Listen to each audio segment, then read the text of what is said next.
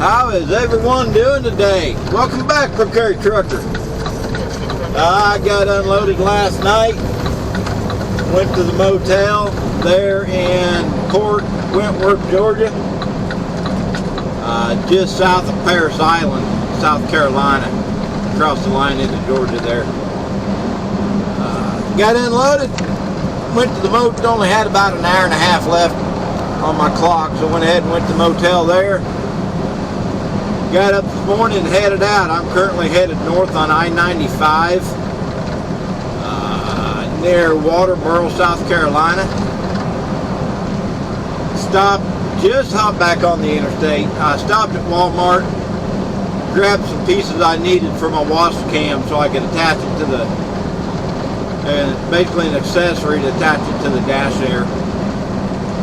Forgot to bring mine with me, so I'll just pick some extras up. Ain't gonna hurt to have no extras.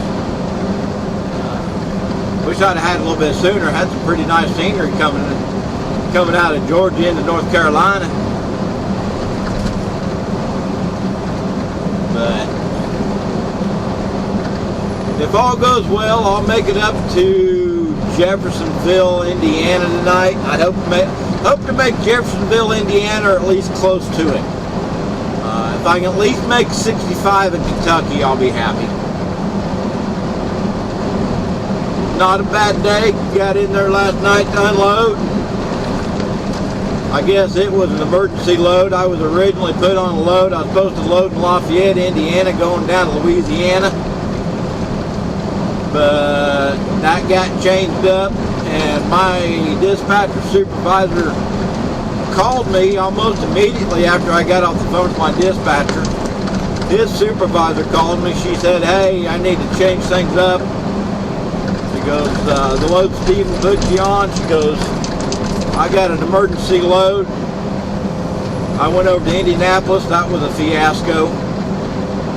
Loaded there and headed down to Port Wentworth, Georgia, to the Imperial Sugar Plant. Unloaded there last night, and I got to asking about how much line pressure I can run and all that. With the more line pressure we run, the higher the line pressure, the more product is in the hose, and the more product you're moving. So, of course, the higher the line pressure, the quicker you're going to get unloaded. I asked the guy if there's any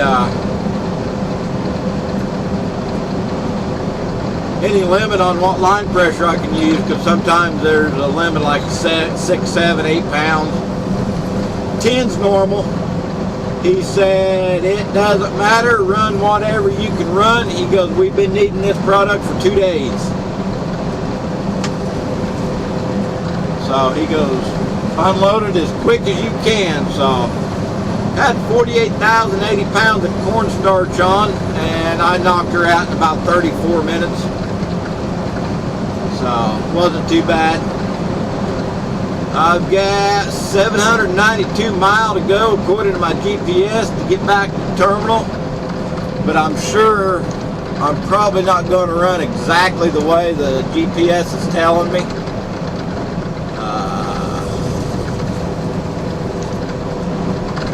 Dang it, dang GPS. Wants to get me off on US 68. I'm running up to I-26. GPS wants to get me off on South Carolina Route 61. 61, South Carolina 61, 21, 621 to I-26. No, I'm just running 95 all the way to 26.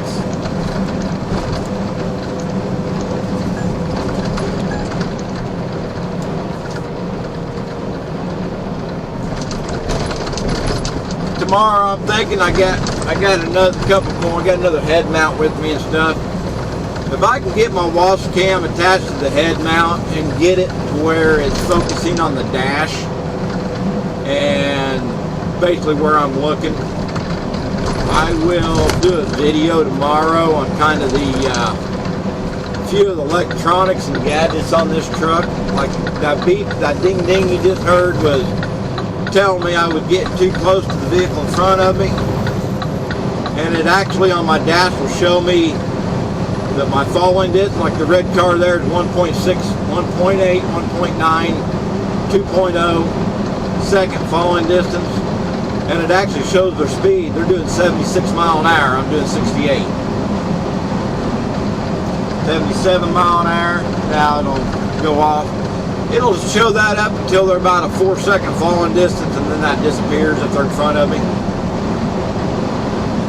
Anything more than 4 seconds, it doesn't show. But it's going to be a nice, easy trip back. Tomorrow's my last day of my 4 days, and then I got 4 days off, so I'm not going to complain. This one run be a 4-day run, 3.5 day run, be a little over $1,000. Now with my detention time at the shipper, it's going to be about $1,100 a week just for this one run, 4 days. I ain't going to complain about that.